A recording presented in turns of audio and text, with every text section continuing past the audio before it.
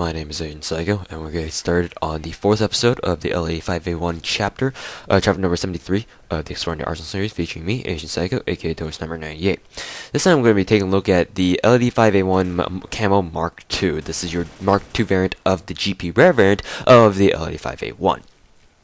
Once again, because this is a Mark II variant, all you need to do to upgrade this is obtain the L85A1 camo somehow, either through direct purchase or through a Missed G case, and going to the Gun Emporium and selecting the job to upgrade it. And then all you need to do is get 100 kills, and after you've gotten your 100 kills, you can go back to Gun Emporium and tell Bubba Aries to upgrade, and he'll upgrade it for you, and this is what you'll get.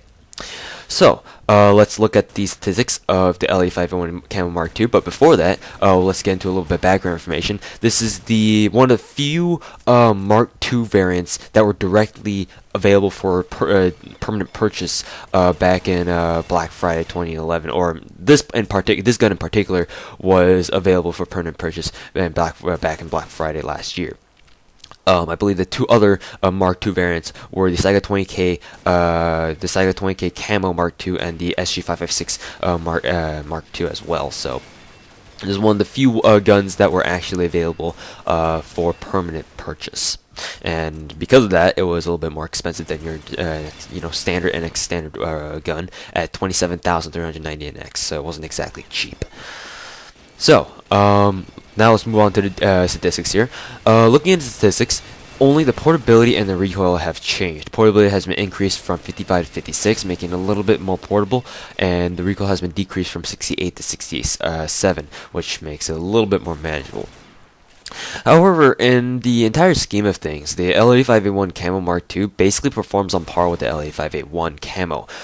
In my experience with using the two guns, there wasn't really much that I could tell between the two. I mean, more portability, yeah, fine, but I mean, it's still so slow anyway. It's still slower than a G36E, So it's kind of like, well, that kind of defeats the purpose of giving it a portability buff. So that's negligible.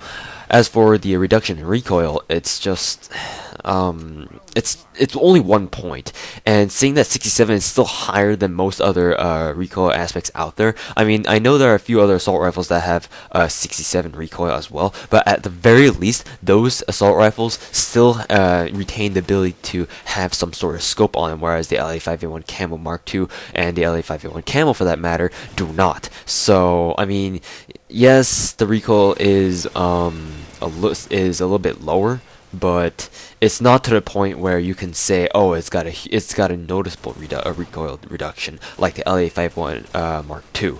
The L85A1 Mark II, which is the Mark II variant of the GP standard weapon of the L85A1 family, that gun has a noticeable decrease in recoil.